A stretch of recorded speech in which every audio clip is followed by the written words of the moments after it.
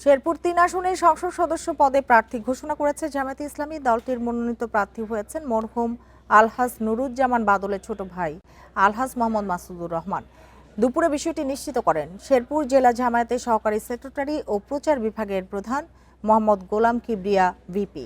প্রার্থীর মৃত্যুর কারণে স্থগিত হওয়া শেরপুর ৩ আসনের ভোট গ্রহণ অনুষ্ঠিত হবে আগামী ৯ এপ্রিল।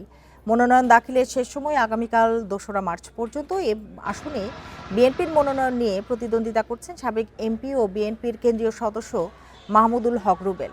এর আগে গত ৩ ফেব্রুয়ারি কিডনি জটিলতায় মারা যান এ আসনে জামায়াতে ইসলামী সংসদ সদস্য প্রার্থী মোহাম্মদ নুরুজ্জামান বাদল।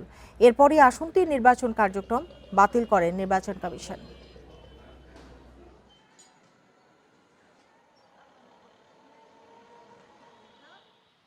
আমাদের তৃণমূলের মতামতের ভিত্তিতে এবং কেন্দ্রের পর্যালোচনায় আমাদের সেখানে নতুন প্রার্থী হয়েছেন মরহুম নুরুজ্জামান বাদল ভাইয়ের ছোট ভাই আলহাজ মাসুদুর রহমান।